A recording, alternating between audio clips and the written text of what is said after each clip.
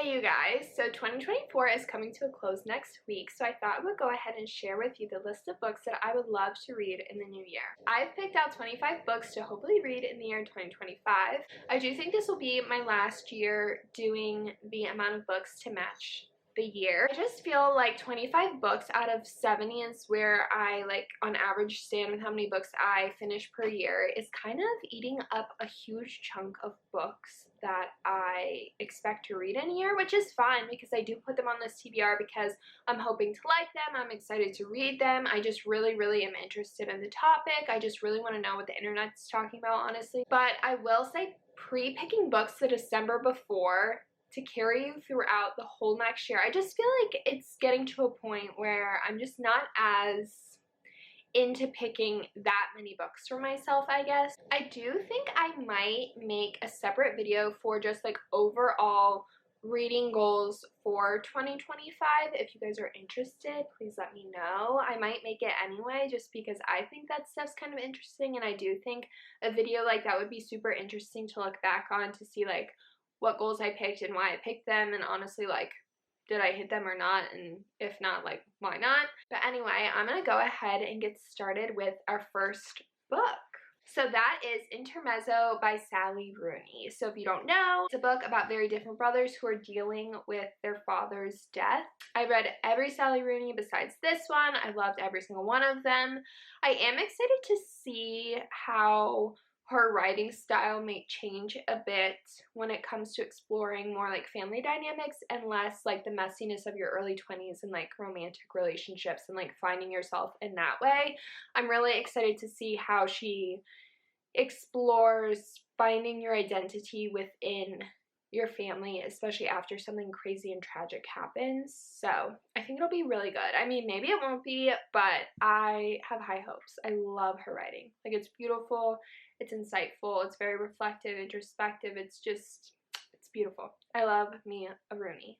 The second book is called Same as It Ever Was by Claire Lombardo. So I read The Most Fun We Ever Had by her back in college. I think it was probably one of the very first family sagas that I really connected to as an adult. I love that we were following sisters, a mom and dad. Every section was told from a different POV, but all within the same time. If I'm remembering right, we even jump back in time to when the parents were younger, and then we'll move forward in time to when the daughters are now born, and then we'll go back a little to this, and it just really makes you see everyone in the family as extremely human and extremely lovable and dislikable all at the same time. And I love that. I love when an author can just so perfectly write human beings and how they actually are, instead of these very picture perfect or very tropey people. So that leads me into wanting to read Same as It Ever Was. So we're following a middle-aged woman who thinks she has her life just figured out to a T until her son has some crazy announcement. It sounds like her daughter might be having some sort of a crisis of some kind, and she just has no clue how to navigate it or what to do. And I'm really hoping that, again, she delivers on the humanness of her characters and brings this family back together. I love to see a family that's not the closest, and then at the end, they all kind of learn how to go along to get along because it's your family. I love that so much. So yeah, I'm really excited to read my second Claire Lombardo, hopefully. The third book on my list is The Secret Place by Tana French. This one specifically is about a boy who was found murdered at an all-girls boarding school, and one of our main detectives, who we actually read in a couple books prior to this one, his daughter Holly comes to our main detective in this book with some information that she thinks could be helpful in the case. And I'm really interested to see how the backstory is, because Tana French does the best job writing a good backstory that makes you very invested in your main investigators and detectives, while also still telling you about the crime that they're trying to solve. So I'm really excited about this one. And I'm really excited that this one doesn't seem as, I'm gonna say scary. I really find any sort of crime novels that are set in sort of any sort of house situation, anyone got broken into or murdered in their home, or people breaking in their home, and anything like that, I don't love usually because I find them to be scary. But Tana has written really good ones, but they usually just freak me out so bad. And so I'm really excited to get to read one that's set at a boarding school. I think that one will be so good, especially with like teenagers who are so emotionally dramatic and like unwell and like just so dramatic. I just think it'll be so good. I hope it gives The Likeness by Tana French, which is the second one in Dublin Murder Squad, and like The Secret History. I feel like I'm really hoping it's kind of giving that, but maybe like high school instead of like college. But we'll see. The fourth book on my list is called The Deeper the Water, The Uglier the Fish by Katya Apekina. So this is about two young girls who are forced to move in with their estranged father when their mother gets admitted to a mental hospital. This does seem, though, very, very depressing, very, very trauma focused. So I would definitely look up trigger warnings before picking it up yourself. I have obviously not read it yet, but I have heard amazing things about the writing, and I have heard that this is many people's favorite book ever. So I cannot wait to finally get around to it. I do think, though, looking into trigger warnings and just some of the like traumatizing things that happen in this book, I really do think that has been, you know, those are the reasons why I haven't picked it up yet, because I have owned it for quite some time now. I think I've just been a little nervous to get into it because it's kind of one of those things where it's like truly no matter how much you like prep yourself or like your personal life is here, there, and everywhere or whatever, you know, like who's actually prepared to read about something so tragic and intense? I don't know, but I'm hoping that I find myself picking this one up this year. The fifth book on my list is A Court of Mist and Fury by Sarah J. Maas. This is the second book in the ACOTAR series. So I finished the first one this summer. I didn't love it. I didn't hate it. I didn't love it. I feel like it just kind of left me feeling with like not a ton of feelings. Like I was just kind of like, oh, okay. And I'm very confused why some people are so invested in the characters, and everyone keeps telling me like, no, Kate, like once you get to, I think it's like the third book, you'll like be so into it. Like you will be so into it. And I'm like, okay, like maybe I need to like keep going. But I do think what is probably not in the book's favor for me is that I don't read a ton of romantasy. I don't read a lot of fantasy in general, definitely not a lot of romantasy. I definitely have read some, like I read Fourth Wing and Iron Flame, and I really like that series. This one was just a little too, I don't want to say confusing, but I guess, like it's hard for me, I think, sometimes to read fantasy where I have to like learn politics or just about a different world. Like I love that Fourth Wing, like as much as it is like political and like wars and blah blah blah, it is totally about her and the main guy and her friends and the like interpersonal drama between the characters. Everyone acts like that's what it is, but I was not picking up on that after finishing and reading the first book. So I'm really hoping that's the direction it goes in, because I really think a book like this will be so much fun to read in the winter. Like a book that you just cannot put down. I love it. I love it. And this one specifically seems like it's gonna be maybe like love triangle-y between Rhysand and Tamlin, I think.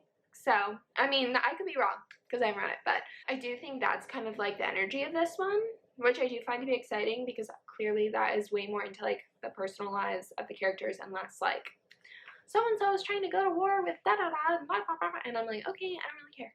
But no, I love a love story, so fingers crossed that this one will be better than the first. Is kind of what I'm hoping for. Okay, so the sixth book is Onx Storm by Rebecca Yarros. This is the third book in the Empyrean series, so like the Fourth Wing, Iron Flame. Onx Storm, it comes out actually in January, so like I just said, I'm so excited to sit and read. Really, really cozy, fantasy, plot heavy, dramatic, on the verge of being stupid kind of drama in a story. And I really feel like the Fourth Wing series just like gives it to me. Like it is so fun and stupid and nuts and like dramatic, and I live for it. Like I really do. And so yeah, no, I cannot wait for Onx Storm to come out at the end of January. So I really hope to finish that this winter as well. The seventh book on my list is The Story of a New Name by Elena Ferrante. This was the second book in the My Brilliant Friends series. I read the first one, I want to say back in like 2021. or 2020, and I really did like it. I honestly am not sure why it's taken me so long to pick up the second one. I think I just remember the first one being a little bit difficult to get through. Like, it wasn't the quickest read, which is fine, but I feel like the last couple of years I wasn't in the mental headspace to like pick up anything too I don't want to say complicated, but anything I really had to like pick apart or like sit and think about. I just wanted like stories. And I do think this year I'm entering back into a bit more literary of a headspace. I think I'm a little bit more relaxed in my personal life, so I feel like my brain has a little bit more energy to be able to like pick apart what I'm reading. Whereas I feel like the last couple of years I've just been wanting like quick, fun, silly, simpler types of reads. So I really think this will be a good year to finally pick up the second book in this. I don't know if you can tell when I made this list, but I did look into series that I've started and haven't finished, and I'm trying to work my way into finishing some of them. Do I have to finish them this year? No, but I would like to make progress. The 8th book on the list is Somewhere Beyond the Sea by T.J. Klune. This is another fantasy novel, but I would definitely describe this as more of like a cozy fantasy. It's the second book in the Cerulean Sea series. What's the first book called? The House by the Cerulean Sea or something like that. And you're following a home of magical children who have been kind of like pushed out of society for whatever reason, as in their magical powers were seen as like bad or difficult or like peculiar in some way, and so they were forced to go live in this home. And this inspector comes, and this is on the first book. He comes and he basically like falls in love with the home's like the caregiver who works at this home and lives there, and this is like his family, and then they create like little families together. And I think it's just like the next phase in their story in their life, and I'm really excited because the first one was so sweet and so good and so heartwarming. Like, if you're looking for like, I would say happy, heartwarming kind of story, I feel like the Cerulean Sea series, like, just, it'll do it for you. The 9th book on my list is Blue Sisters by Coco Malors. It's about 3 siblings who go back home when one of their sisters dies. Seems really introspective, reflective. I read Cleopatra and Frankenstein a couple years ago now. Loved it. I'm hoping this will be the same. I actually planned to read this one this year, and I just never got around to it. So 2025 will hopefully be the year for another Coco Malors. Number 11 is Braiding Sweetgrass by Robin Wall Kimmerer. A botanist shares her knowledge of nature and how it shapes her spiritualism. I'm really into hearing about people's experiences with nature and finding their spiritual guidance through nature. I feel like that's always how I've connected to the more spiritual side of myself, and kind of like connecting to like nature and like the universe and like the outdoors and like the seasons, going with the seasons, being a bit more like one with the world, I guess. And so I'm really interested to see how, especially a botanist who has so much knowledge about the universe, how she kind of like connects all of those thoughts and feelings. And I've heard nothing but amazing things about this book. So the 10th book on my list is called Earth Angel by Madeline Cash. It is a super modern collection of short stories. They all seem really, really online kind of stories in a really fun, I'm gonna use the word quirky, but like fun, quirky, like nuts kind of way, and I'm really excited. I'm sorry, I think I got those mixed up. So Earth Angel was number 10 and Braiding Sweetgrass was number 11. I don't really know. Number 12 is called Rodom by Curtis Sittenfeld. It's a story about Hillary Clinton and what her life would be like if she hadn't married Bill. I have heard really good things about this author. Haven't read anything from them. I really wanted to read An American Wife, I think, but I hadn't seen it anywhere, and I picked up this one at Half Price Books like years ago now, so I figured I should probably give this one a read first to see how I like it, see how it goes, see if I like the writing style before buying any others by him. But yeah, I'm really excited to get to this one. Number 13 is called Parakeet by Marie Helen Bertino. Last year I read Beautyland and freaking loved it. I feel like just all of this super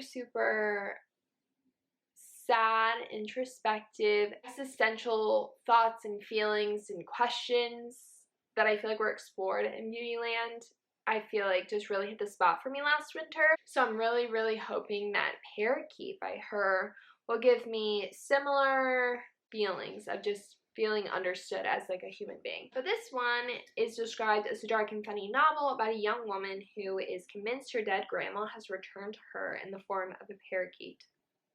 So it sounds super interesting, and again, I've heard really good things about it, and I have read one by her in the past and really, really liked it. I also feel like that was kind of a theme when looking at my list of this year. I feel like I have already read a lot of these authors' other books, which I feel like makes me a lot more excited to pick up their new books. And I feel like that was just a theme that was not even on purpose for my 2025 list. Number 14, The Friend by Sigrid Nunes. Another one that I've heard so many freaking people talk about. Apparently it's really, really good. We're following a woman who is grieving her dog, her pet, and she loved him very much, and I think it's just her like working through her feelings about that, and it sounds really sad and really heartwarming and really, really good and human. Again, maybe that's another theme about a lot of these books. They seem to be humanizing people very, very well, hopefully. Book 15 is Elvis and Me by Priscilla Presley. I don't really have much to say about it. It's her memoir about her time being with Elvis. I watched Priscilla last Christmas and became really obsessed with like her story and her life, and bought this book last either December or January and just didn't find the time to pick it up this year, but I am so interested. Like, I really want to read it. And then there's another book about her and Elvis that, or maybe it's his daughter, something like that. Somebody else in Elvis's family came out with a book, and I really, really, really want to get to it. I really want to read it this year, but again, it's one of those things where it's like, well, okay, I feel like you should read the Elvis book you do have now, and then see how that goes, and then maybe pick up the next one. But yeah, no, I'm very interested in her story and her life. Number 16, You Are a Magnet by Amber Lyons. So she runs a really big Instagram account that I really like. I find it to be very, very motivational and humanizing, and I feel like this book is gonna be about coming home to yourself and using that self-knowledge to create the life you want. So a little self-helpy, yes, but in a way that I relate to and I enjoy. So I am excited. Number 17, Woo Woo by Ella Baxter. I read New Animal by her a couple years ago. Liked it a lot. This one is a novel about what it means to make art as a woman, explores the desire to see and be seen creatively and romantically. Seems super interesting. The cover is beautiful. She's a very like strange kind of writer is kind of how I would describe her. Like, she's kind of a weirdo, but in a fun way, like in a way that I really enjoy as a person. So I'm really excited to pick up her next one. Number 18 is Exalted by Anna Dorn. Again, I read a book by her in 2024. Loved it. Perfume and Pain. Obsessed. It was so chaotic and funny and just ridiculous in the best way. It's giving LA millennial ridiculousness, and I just loved it. It was so fun and great and just so good. So I'm really hoping this one is gonna give kind of the same-ish feelings. But in this one, we're following a girl who runs an astrology account online and her chaotic life choices. And yeah, I really hope to read this one hopefully in the summer of 2025, because that's when I read Perfume and Pain, and I feel like it just really, it's very summer. Like, the chaos of LA is just giving summertime, and I really enjoyed, so I really want to just like do it again this summer. Sorry, my camera stopped, so the angle might be different. But book 19 is Dear Man by Geoffrey Delorme. I think he's French, so I don't believe I'm saying his name correctly. But this is a non-fiction book about his time choosing to go live in nature without bringing any sort of like tents, supplies, food, water. He befriends a group of deer and really becomes like one with them, and I think he does it for like 7 years, and it just sounds like so interesting. Again, another person who is seeing nature for what it is and getting off the internet, getting outside, getting off the screen. And I feel like the last few years has really taught me that I'm happiest when I'm not staring at a goddamn screen all day. But it is a really hard thing to separate yourself from, because a lot of like modern day clearly happens on a screen. Like, my job most of the time is staring at a computer. I am on my phone after work all night. I am watching TV. I'm watching YouTube. I feel like I've always got 25 things going on. I have headphones in as I have something on the TV, as I'm trying to like type out a book review or something, and I'm like, that cannot be good for your brain to be so stimulated like that, like all the time. And I feel like that has just really drawn me to people who are taking on nature in a very, very dramatic way that I don't think I'll ever do in a million years. But, you know, maybe they'll just give you some good tips, tricks, lessons, different mindsets to put yourself in so that you can feel okay putting your phone down. You know, like you don't need to be in constant contact with other people or things or the internet to be a happy, content person. And I would argue, if anything, it makes you not happy and content. But yeah, no, I'm just very interested in books about people who take on nature in a very, very serious way. Book 20 on my list is called Quarter Life, The Search for Self in Early Adulthood by Satya Doyle Bayat. I got this as a recommendation from one of my new favorite YouTubers named Rachel Lee. I don't know what it is about her that I have become obsessed with, but she's been posting every day for Vlogmas. She is so silly. She is so funny. She seems so smart.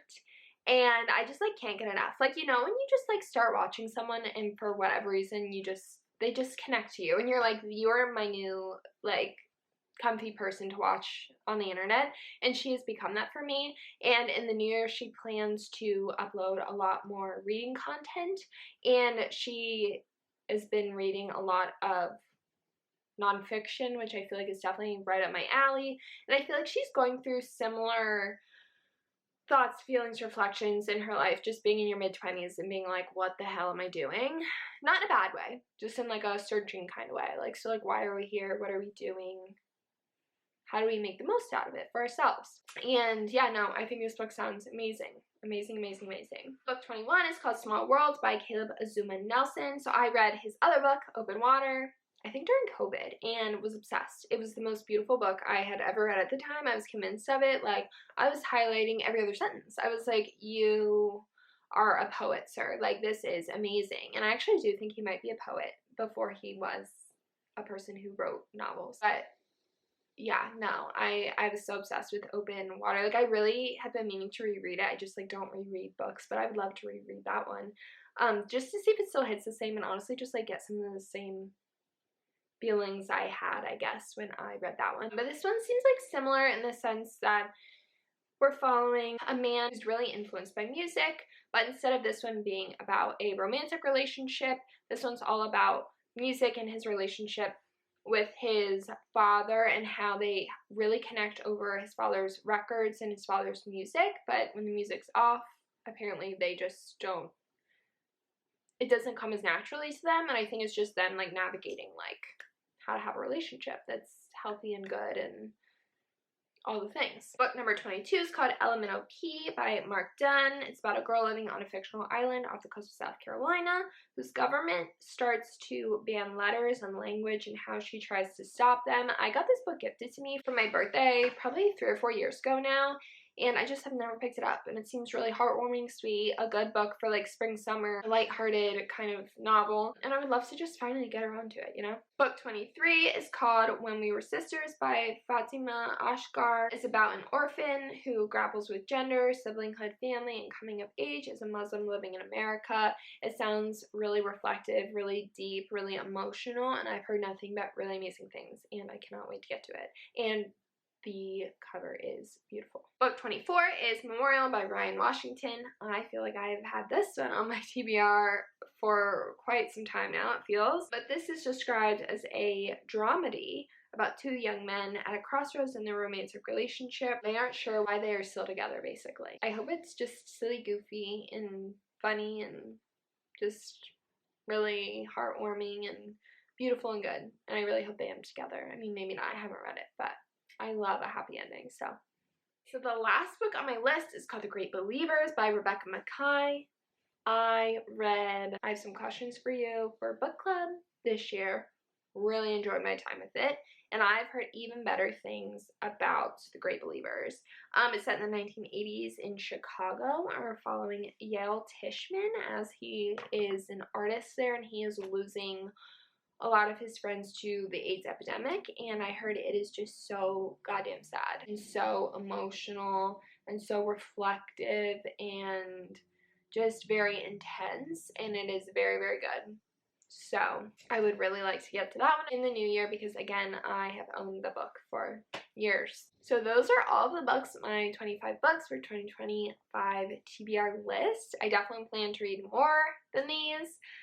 If you have any recommendations on like where to start, which books you loved, which books you honestly didn't care for, I would love to know. And I'll see you in the next one. Bye guys.